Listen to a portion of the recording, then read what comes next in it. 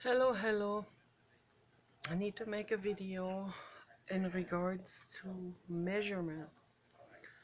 We need to dissolve measurement, okay? So, measurement in terms of psychology, not measurement in terms of building a structure or,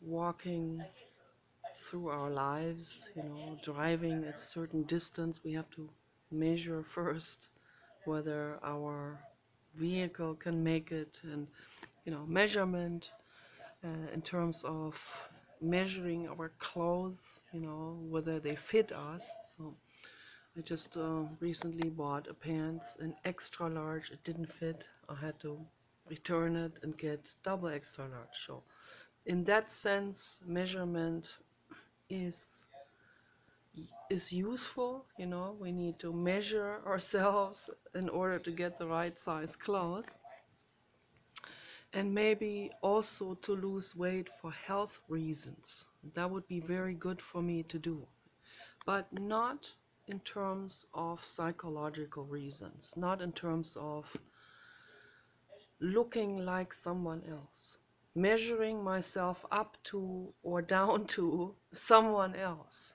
So, now because she is thin, I need to be thin too. That's the wrong type of measurement. That's the measurement we need to dissolve. It is very important. And also this constant comparison that people do to other people on the internet, which is very detrimental to their health. Measuring themselves towards against some celebrity, what does she have that I don't have, maybe that's what I need to achieve, maybe that's what I need to get. Those are the thoughts that are going on in people's brains, and it is grinding them down, okay? It is hurting you to do this. Don't do this anymore. Don't compare yourselves to someone else ever. I feel self-conscious about the way I look. I'm not I'm not beautiful, I'm not pretty.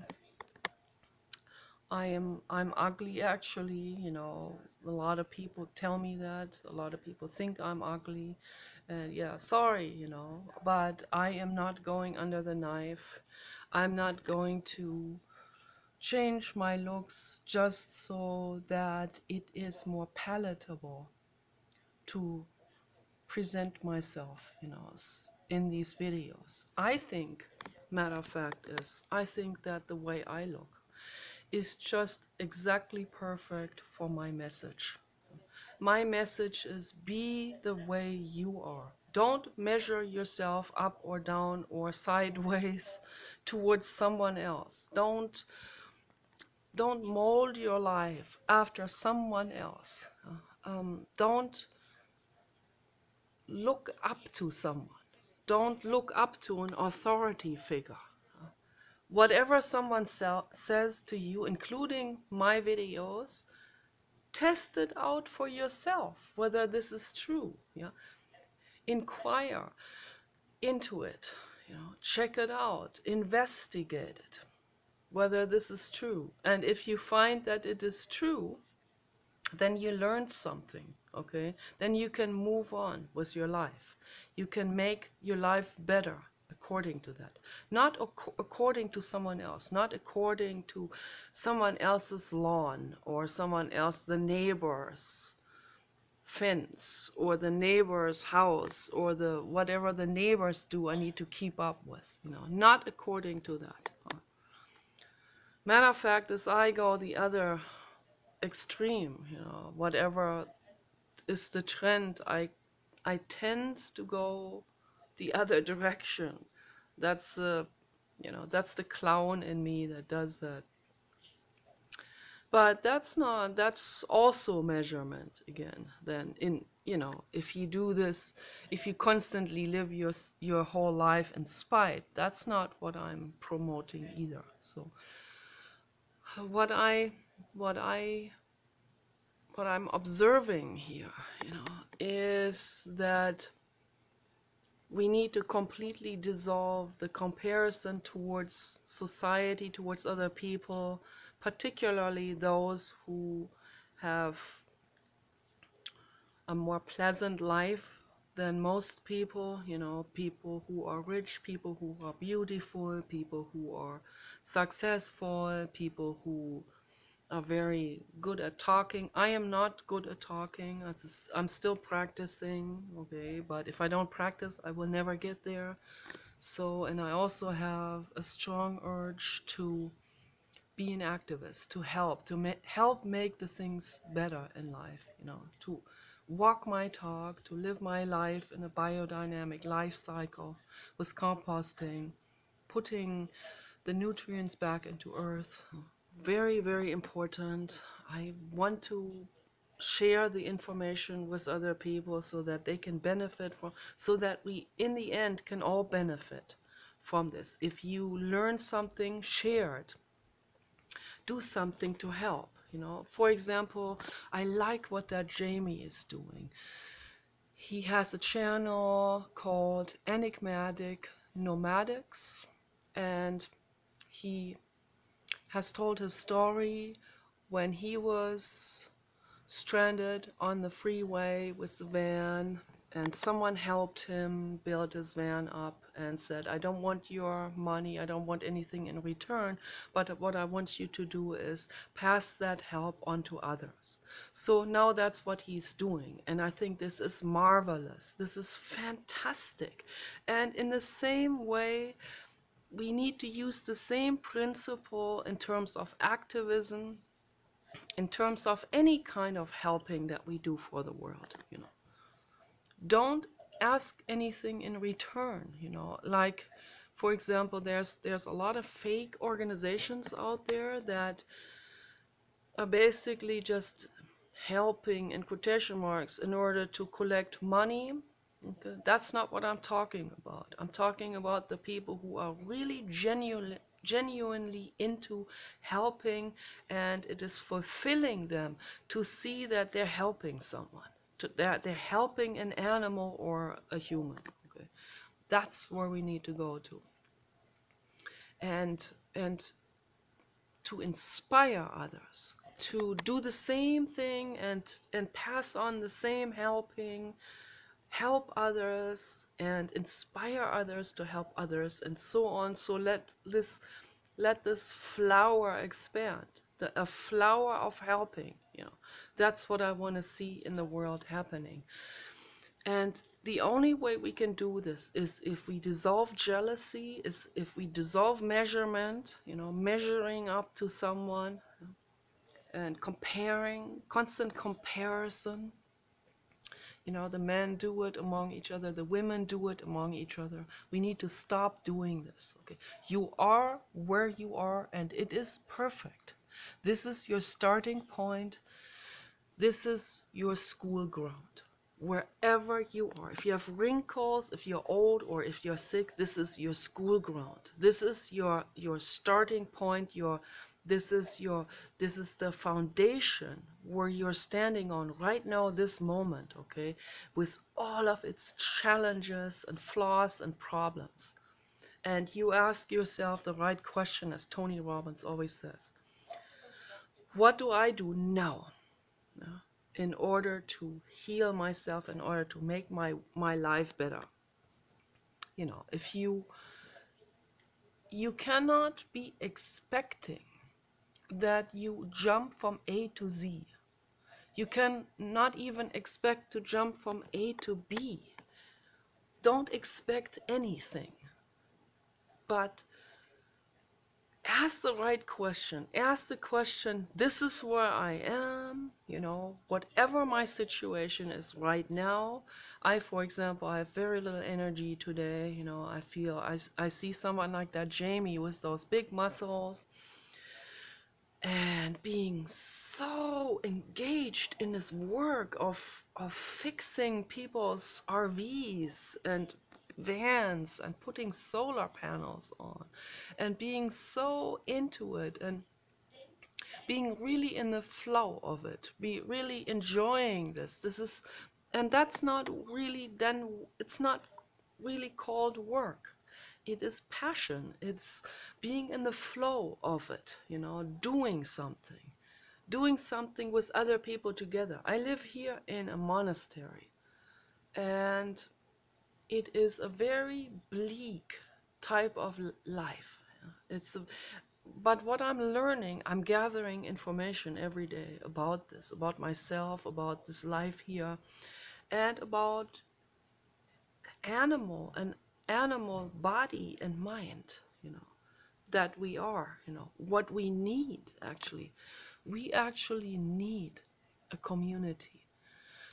And that's why people join religions, and then they shoot backwards, because then they will do what the other people do, and then they are not making any progress, because they compare themselves again to other people. They compare even their mindsets to other people's. And how can they even expand then? That's absolutely not possible. So this is kind of like a twisted situation, you know, like, how do we solve this? On one hand, we're animals, we're social animals. We need to be with other beings. You know, we need to talk to other like-minded minds, you know, to other minds that understand us. You know, it's so important. So, and then, you know, if we are different like I am, and we live in a society that is very, very adverse to health and life, and all of their mindsets are adverse to life and their beliefs and so on. And how do we manage in such a situation? You know, I've asked that over and over again. I cannot be talking to people here in this entire like in this entire area, from the beach to the desert, and from Canada all the way to Petaluma near San Francisco. I mean, I just can't relate. You know, it is impossible for me to relate. And then from Petaluma to Tijuana, it probably gets a little better. So, because there's just more diversity of thought and action and mindsets. And so, because of that, there's no whole block of society that will push out one individual. So no, they will not push you out, because they want your money, and they want to, you will be part of this entire. Here where we live, we cannot find someone to fix our deck, because we're not part of this religious community. That's why. That's how far. That's why religion is so incredible. And then small community, you know, the word gets around. Oh, this guy. Oh yeah, I know him. Yeah, he's an atheist. Da da da da. Oh, I can't work for an atheist. Oh, no, that would be sacrilegious. I'll go to hell if I do. See, this is the mindset of religious people, and I have to say it. Sorry, I have to talk about it, Paul. You know, I have to. This is very important that people know this. You know? Okay, this is very important that someone speaks out about this, about how incredibly insane this is. This is Inquisition. This is very much like Inquisition. It's very much like what happened in around 1600, when one person snitched on the other of being a witch, and then they were all tortured to death. So I mean, we're not tortured anymore, but yeah, if we can't get a contractor because they are afraid to go to hell, if they would help us, we're having a situation, okay? This is really serious. These people think of us like we are not even made out of the same material. They think of us like we are sort of strange ET worms or something, or something that could suck them up into an abyss. So, it's insanity. It's what Paul Watson said, humanity is insane.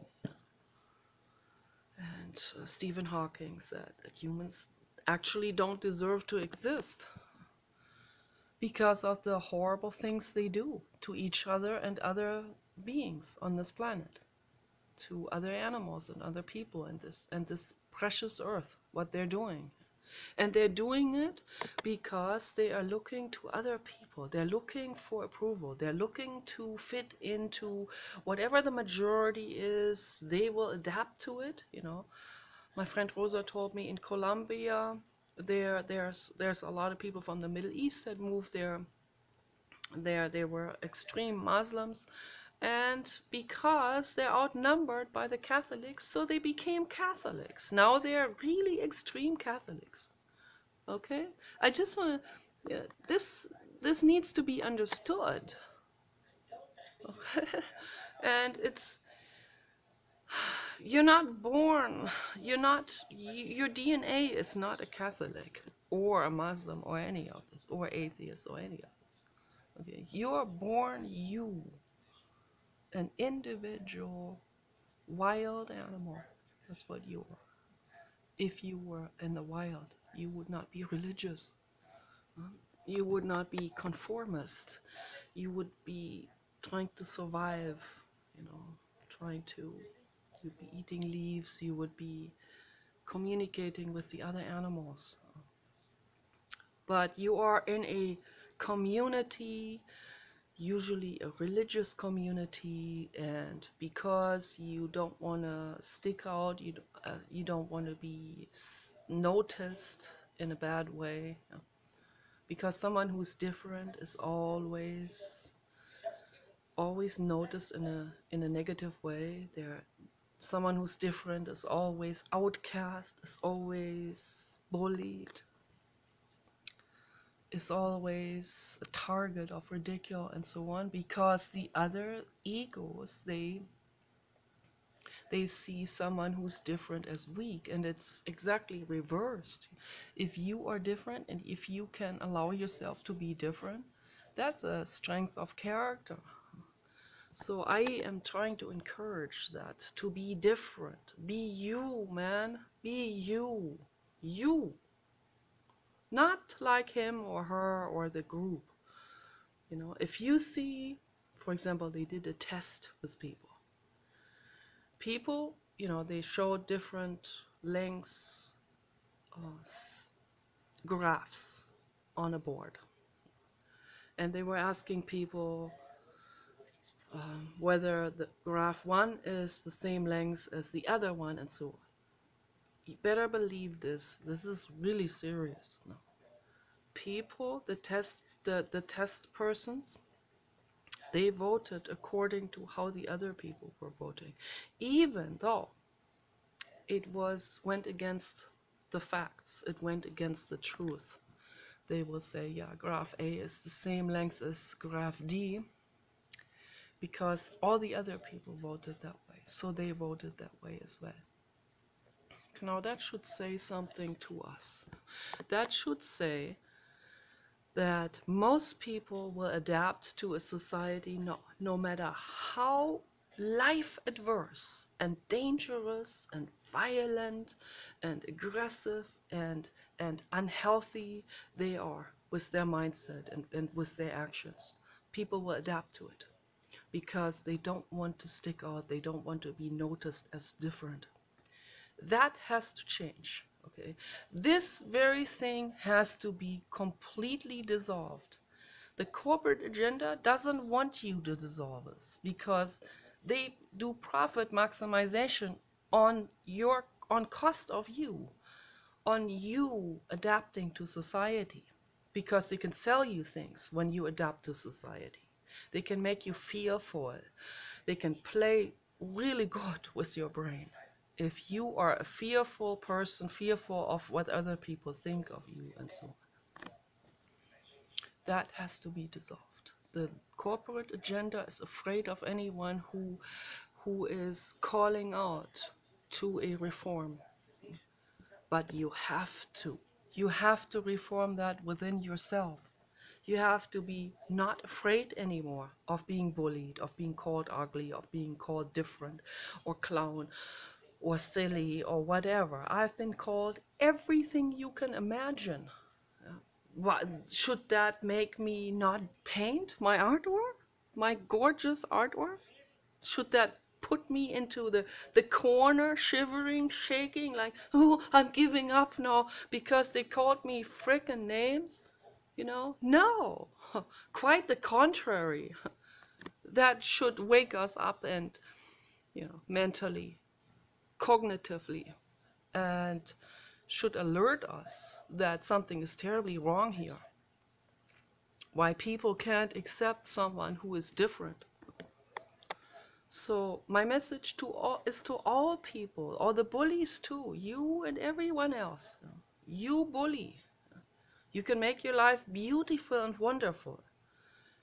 If you don't bully anymore, if you do a U-turn, complete U-turn right now, and if you don't go by what other people think of you anymore, let them think whatever they want to think.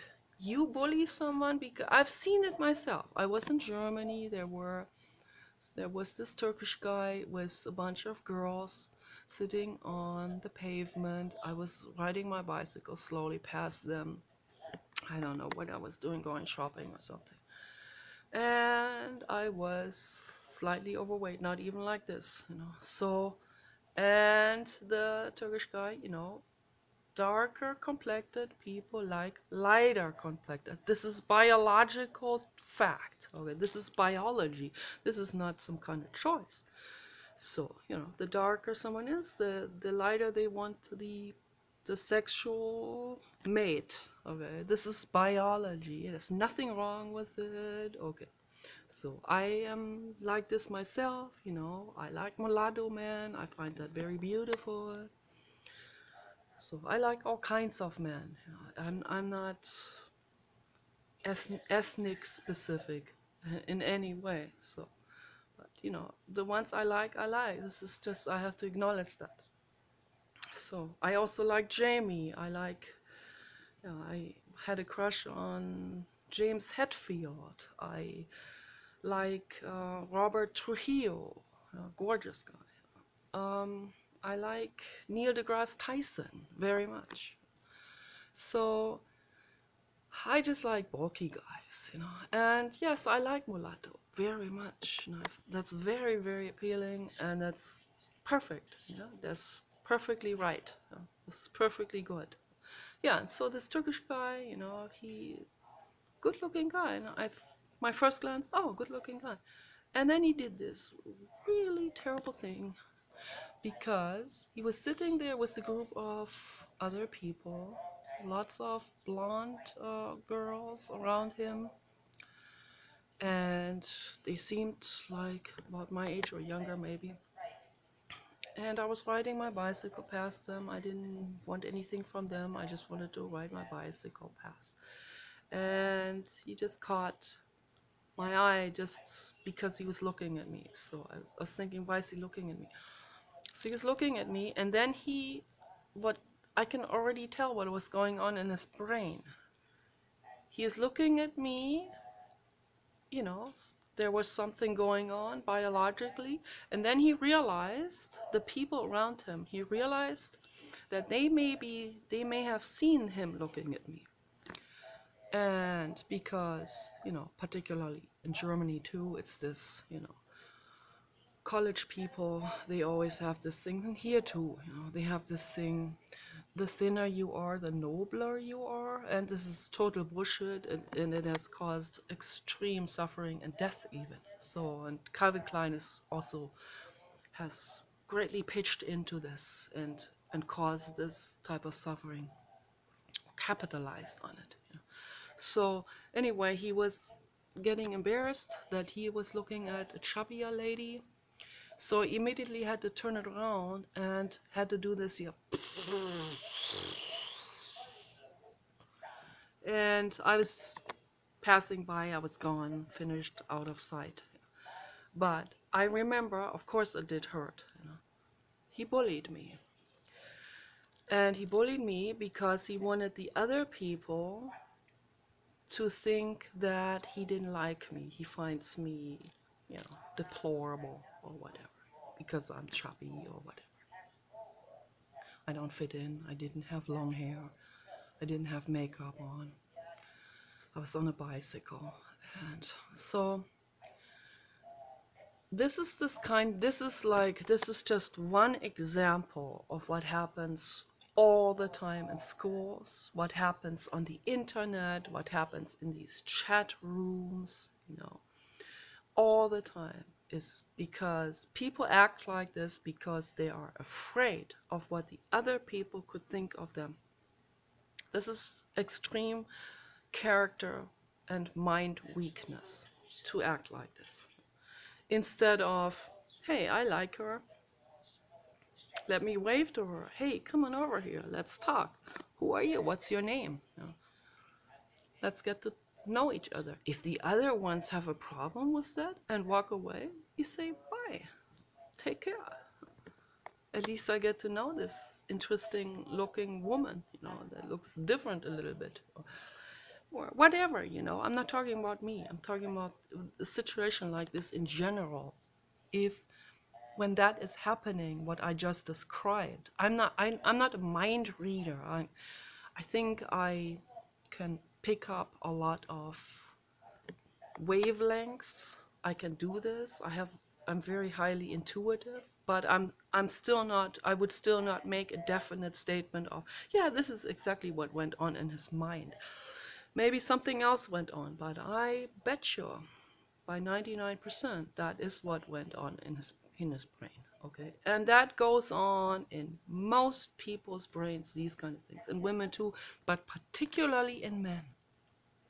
Men are super afraid of being rejected by their peer groups, by other men, by society. They're afraid to be looked down on. They have been drilled, almost all men around the whole globe have been drilled that they have to carry some kind of honor. Honor killings.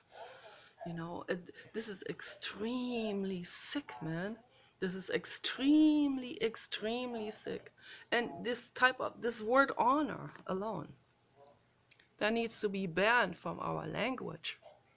Honor and pride, put that in the trash can. We don't have use for it. It's unhealthy, it's sick. Okay? Don't look up to other people anymore. Don't expect approval. Don't need approval anymore. Dissolve that and do your own thing and be yourself. Don't be your religion anymore. You're not your religion. You're a living being. You're not a religion. The tree is not a religion, and neither are you. Okay? So breathe, drink a lot of water, sleep a lot.